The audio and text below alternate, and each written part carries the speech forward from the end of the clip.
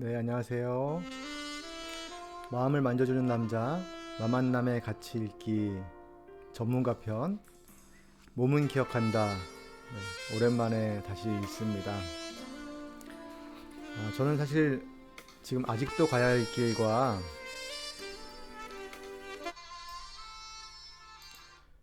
몸은 기억한다 이 두 가지를 책을 같이 읽고 있는데, 아직도 가야 할 길도 사실 그렇게 쉬운 책은 아니지만, 몸은 기억한다는 심리학을 공부하는 사람이 아니라고 하면 굉장히 어려울 거라고 생각해서 전문가 편이라고 저는 나름대로 이름을 제목을 붙여봤는데, 음, 그냥 심리학을 공부하지 않는 일반 사람이 이 제가 읽고 있는 이 몸은 기억한다를 시청하고 있다는 이야기를 듣고 굉장히 반가운 마음이 들었고요.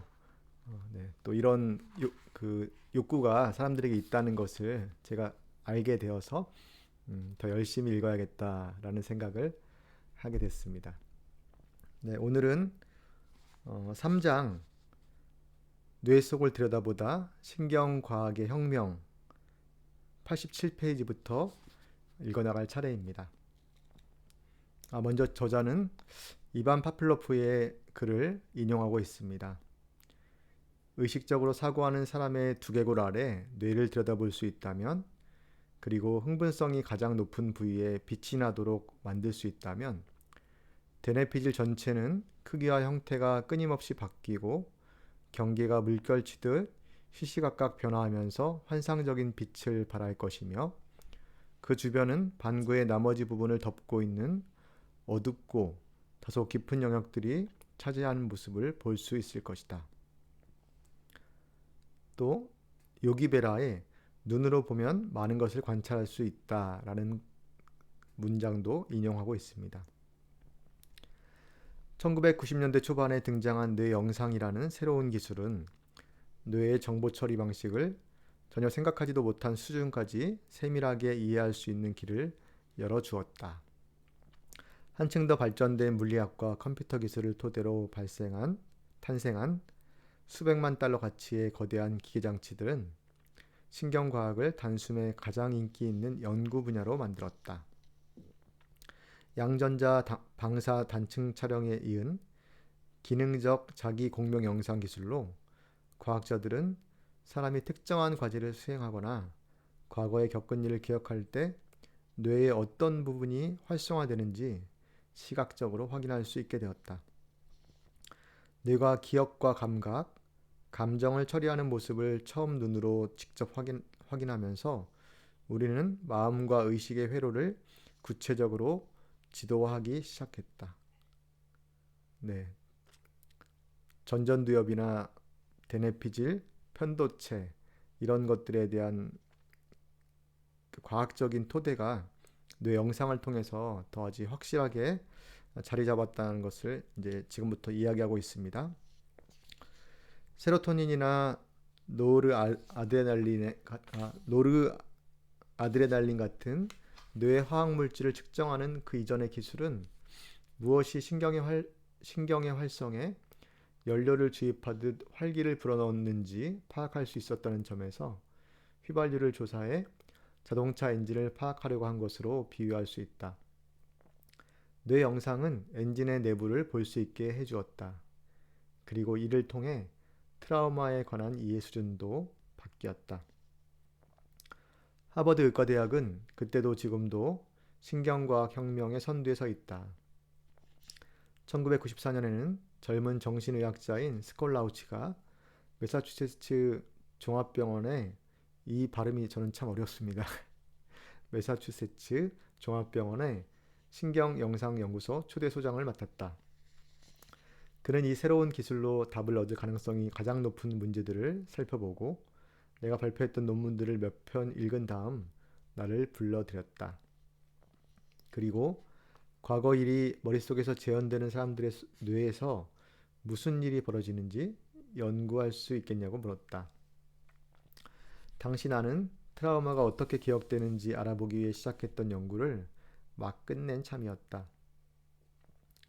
나는 스콘 라우치가 이야기한 연구를 진행하기로 하고 과거의 장면과 느낌, 소리가 갑자기 나타나 거기에 장악되는 일이 얼마나 괴로운지 내게 여러 번 이야기한 환자들을 참가자로 포함시켰다. 과거의 일이 머릿속에서 재현되는 사람들의 뇌에서 어떤 일이 벌어지는지 연구하기 시작했다고 지금 말하고 있습니다. 몇몇 환자는 기억이 머릿속에서 재현될 때마다 뇌에서 대체 무슨 속임수가 일어나는지 알고 싶다고 했다. 나는 그중 8명에게 혹시 클리닉에 와서 연구진이 그 괴로운 사건을 떠올리게 만든 상태에서 뇌 스캐너 속에 꼼짝 않고 가만히 누워있을 수 있겠냐고 물어보았다. 그 정도로 상세히 설명해야 할 만큼 아주 새로운 형태의 실험이었다. 8명 모두가 그러겠다고 동의해서 오히려 내가 더 놀랐다.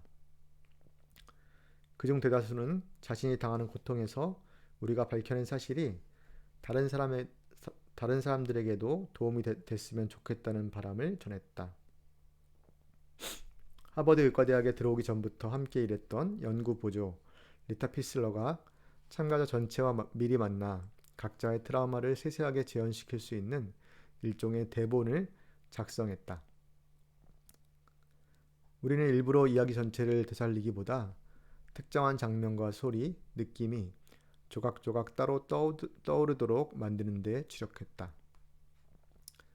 실제로 환자들이 트라우마를 그런 형태로 경험하기 때문이다.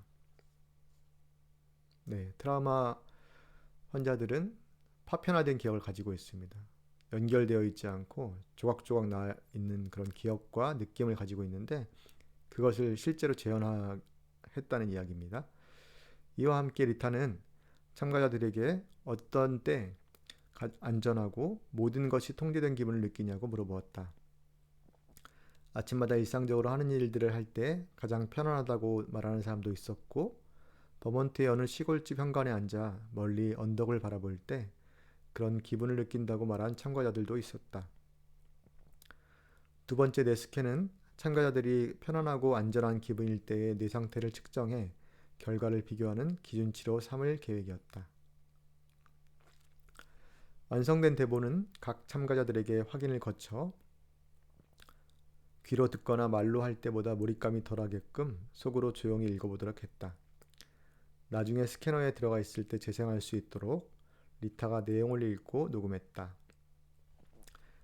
대표적인 한 대본에는 다음과 같은 내용이 담겼다. 굉장히 치밀하게 준비를 한 것을 알 수 있습니다.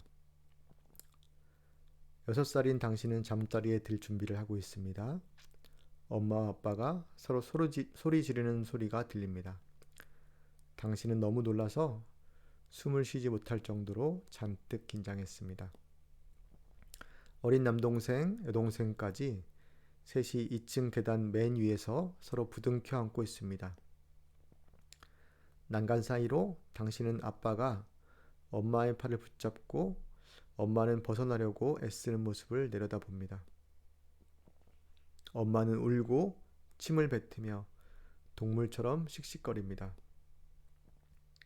당신의 얼굴이 벌겋게 달아오르고 온몸에 열이 오르는 것이 느껴집니다. 아빠의 손에서 겨우 벗어난 엄마는 식당으로 달려가 값비싼 중국산 화병을 집어던져 깨트려 버립니다. 당신은 두 사람을 향해 그만하라고 소리치지만 둘 다 당신의 말을 무시합니다. 엄마는 위층으로 뛰어 올라오고 곧 TV가 부서지는 소리가 들립니다. 남동생과 여동생은 옷장에 숨으려고 합니다. 당신은 가슴이 쿵쿵대고 몸이 덜덜 떨립니다. 네, 제가 감정이 올라와서 잠시 브레이크 하겠습니다.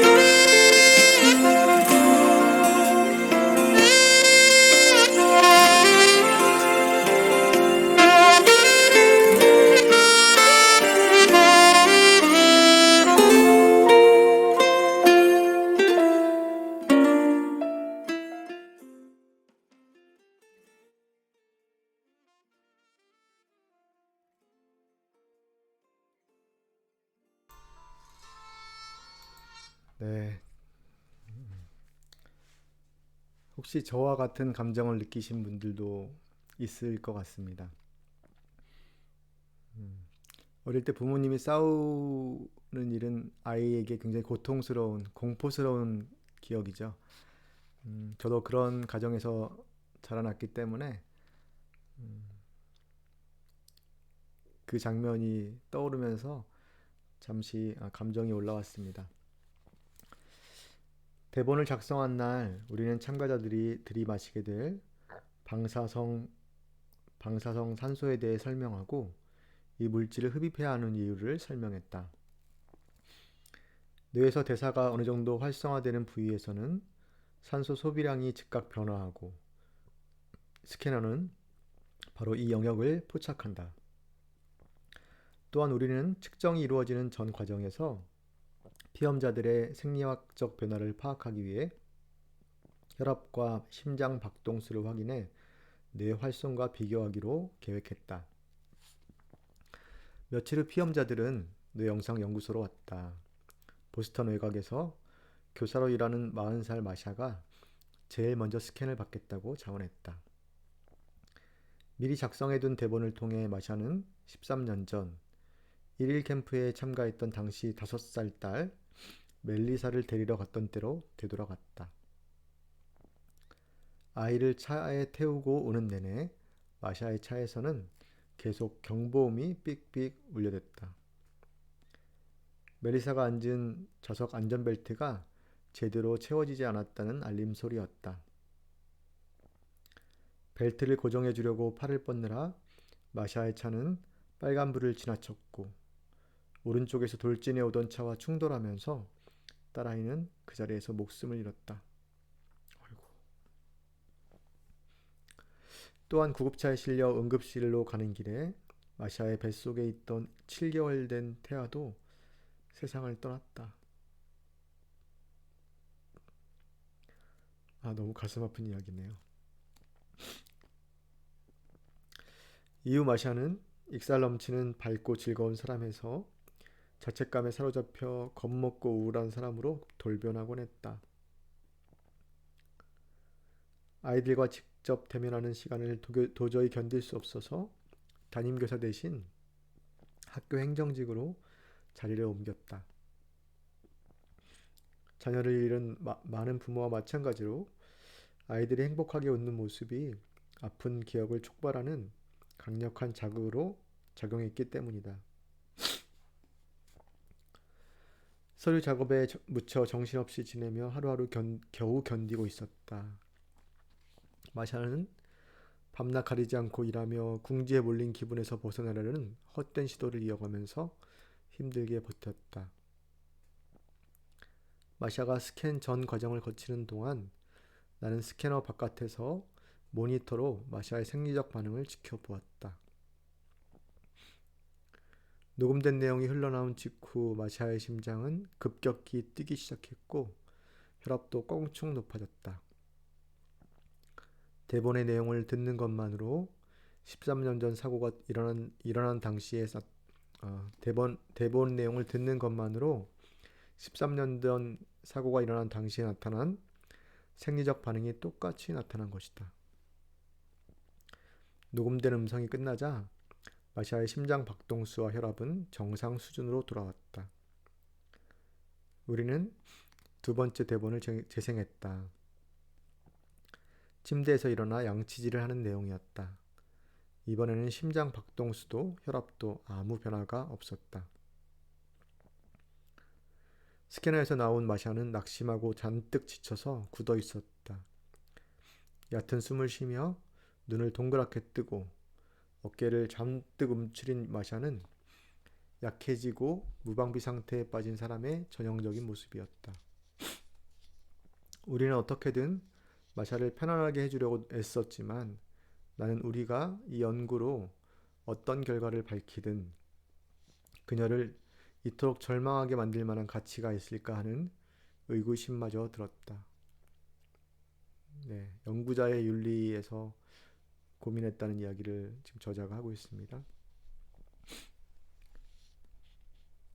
8명의 참가자 전원이 실험 전 과정을 끝낸 후 스콜라우치는 과거 사건이 회상될 때 뇌에 발생한 자극과 평상시 뇌 상태를 비교할 수 있도록 수학자, 통계학자들과 함께 합성 영상을 만들어 주었다. 몇 주일 뒤 그가 보내온 결과가 92쪽 상단의 사진이다. 나는 스캔 결과를 냉장고 문에 테이프로 붙여놓고 이후 몇 달 동안 매일 저녁마다 가만히 관찰했다. 초기 천문학자들이 새로운 별자리를 찾으려고 망원경을 들여다볼 때 이런 기분이었겠구나 하는 생각이 들었다. 뇌스캔 사진에는 알 수 없는 점과 색깔들이 몇 군데 나와 있었다. 활성이 가장 크게 나타난 영역은 뇌 우측 중심부에서 조금 아랫부분에 커다랗게 붉은 점으로 표시된 곳으로 정서적 뇌인 변연계였다. 그리 놀랍지 않은 결과였다. 강렬한 감정은 변연계를 활성화시키고 특히 그 속에 편도체로 불리는 부위를 활성화시킨다는 것은 이미 잘 알려진 사실이다. 우리에게 곧 닥칠 위험을 경고하고 체내 스트레스 반응을 활성화시키는 곳이 바로 편도체이다. 우리 연구에서 정신적 외상을 입은 사람이 특정한 경험과 관련된 장면과 소리, 생각을 떠올리면 편도체가 경고 반응을 한다는 사실이 명확하게 확인됐다. 심지어 마샤의 경우처럼 13년이 지난 일도 마찬가지 반응이 나타났다. 공포센터로 불리는 이 부위가 활성화되면 스트레스 호르몬에 의한 일련의 반응들이 촉발되고 혈압, 심장 박동수, 산소 흡입량을 늘리는 신경 자극이 일어난다. 모두 신체가 싸움 도주 반응을 준비하는 과정이다. 네, 편도체가 활성화되면 몸에 이러한 반응이 나타난다는 건데요. 보통 어떤 위험이 감지됐을 때 사람의 몸은 세 가지 대응 방식을 취합니다. 파이트, 싸우려고 하거나 플라이트, 도망가거나 도주하거나 프리즈, 아예 얼어붙거나 이 세 가지 중 하나를 선택하는 건데 지금 여기에 대해서 설명을 하고 있습니다. 마샤는 자신이 스캐너 안에 가만히 누워 있다는 사실을 계속 인식하고 있었지만 마샤의 팔에 부착한 측정 장치를 통해 급격한 자극을 받았을 때 나타나는 이러한 생적 상태가 기록되었다. 네, 이어지는 부분이기 때문에 그 다음 챕터도 읽어드리겠습니다. 93페이지 말로 표현할 수 없는 공포입니다. 이 연구에서 발견한 가장 놀라운 결과는 좌뇌 전두엽 피질 중 브로카 영역이라 불리는 부위가 밝은 점으로 나타난 것이었다. 색깔 변화는 뇌에서 해당 부위의 활성이 크게 감소됐다는 의미였다. 브로카 영역은 말하기를 담당하는 뇌 영역 중 하나로 뇌졸중 환자들은 이 부위의 혈액 공급이 차단되어 문제가 발생하는 경우가 많다. 우리 연구에서 뇌 스캔 결과 브로카 영역이 기능을 하지 못하면 생각과 기분을 말로 표현할 수 없다. 우리 연구에서 뇌 스캔 결과 기억이 재현될 때마다 브로카 영역과의 연결이 끊어지는 것으로 나타났다. 과거의 기억이 다시 나타날 때마다 브로카 영역과의 연결이 끊어져서 현재의 생각과 기분을 말로 표현할 수 없다는 거죠.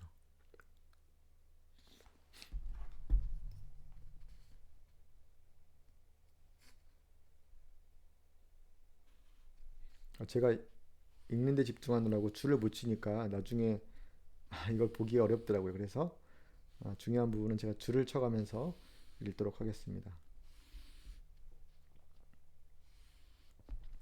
즉 트라우마는 뇌졸중과 같은 신체 질병으로 발생하는 결과와 크게 다르지 않고 심지어 몇 가지는 동일한 결과를 발생시킨다는 사실이 시각적 증거로 확인된 것이다.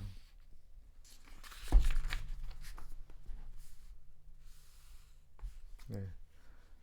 트라우마가 뇌졸중의 후유증과 같은 그런 일들을 만들어낸다는 것은 굉장히 놀라운 연구 결과라고 생각합니다.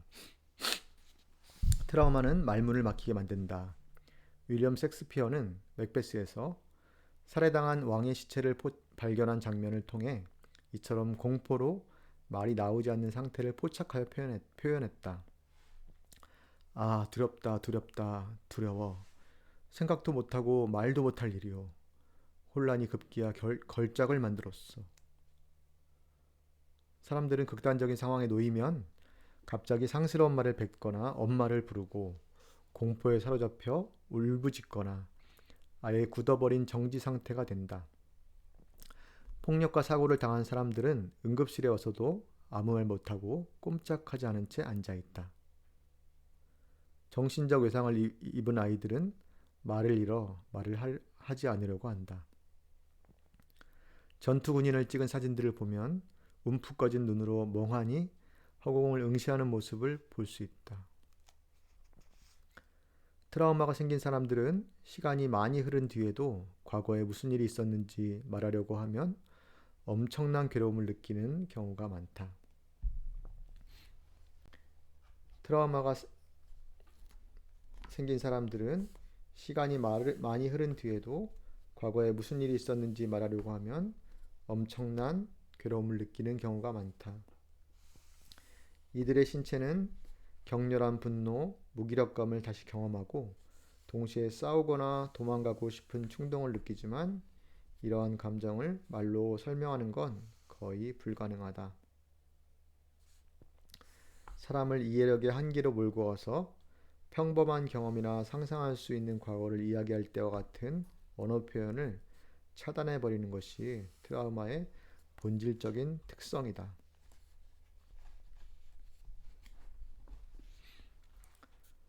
그렇다고 사람들이 자신에게 닥친 비극을 전혀 이야기할 수 없는 건 아니다. 살아남은 희생자들은 비극을 겪고 얼마 지나지 않아 일장에 나온 참전 군인들처럼 자신의 유별난 증상과 사람들 속에서 소진되어 버리는 행동을 어느 정도 설명해 주는 대표적인 이야기를 제공한다. 하지만 이 이야기에 실제 경험한 일의 핵심이 포함된 경우는 드물다. 트라우마가 된 경험을 일관성 있게, 즉 시작과 중간, 끝이 있는 이야기로 체계적으로 정리하기란 굉장히 힘든 일이다. 기자로 명성이 자자한 CBS의 에드 머로라는 노련한 전문가도 1945년 독일 부엔발트의 나치 강제 수용소가 해방을 맞이한 날 목격했던 끔찍한 광경을 아주 힘겹게 전했다. 여러분이 제 말을 믿어주시길 기도합니다. 제가 보고 들은 것을 여러분께 전했지만 그건 일부에 불과합니다. 실상의 대부분은 말로 다 표현할 수가 없습니다. 말로 전하지 못하는 동안 그 경험에 관한 지워지지 않는 이미지들이 악몽처럼 되살아나 머릿속에서 재현된다. 우리 연구에서 참가자들의 브로카 영역은 활성화되지 않는 반면 브로드만 영역 19라는 다른 영역은 활성화됐다. 브로드만 영역 19는 뇌의 이미지가 처음 들어오는 순간 그 이미지를 인지하는 시각 피질 영역이다. 우리는 트라우마를 경험하고 한참 지난 시점에도 이 부위의 활성이 계속 유지되는 것을 보고 깜짝 놀랐다. 정상적인 상황에서는 브로드만 영역 19에 기록된 가공 안 된 이미지들은 뇌의 다른 부분으로 신속하게 분산되어 눈으로 본 내용이 무슨 의미인지 해석하는 과정이 진행된다.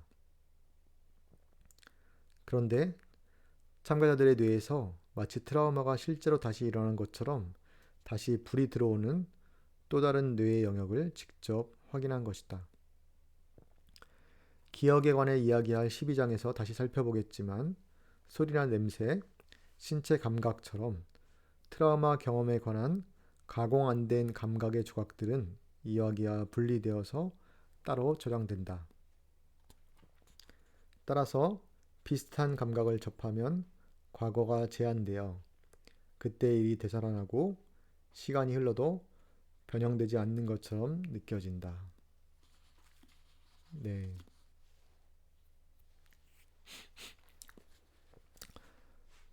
되게 재미있고 또 놀라운 내용들이 계속 나옵니다. 트라우마 환자들에게는 이렇게 기억이 제대로 저장되지 않고 파편화되고 또 어떤 특정한 이미지가 계속 활성화되고 그런 것들 때문에 침습이 일어나고 고통스러워하는 그 과정을 겪게 됩니다.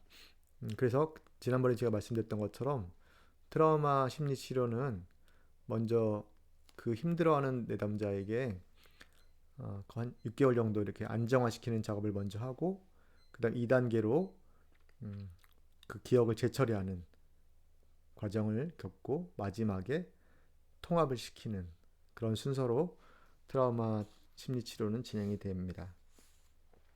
네, 오늘 여기까지 읽어드렸고요. 마음을 만져주는 남자, 마만남의 같이 읽기, 몸은 기억한다, 트라우마가 남긴 흔적들, 네, 굉장히 흥미로운 내용들인데 또 이어서 다음번에 읽어드리도록 하겠습니다. 감사합니다. 저는 마만남이었습니다.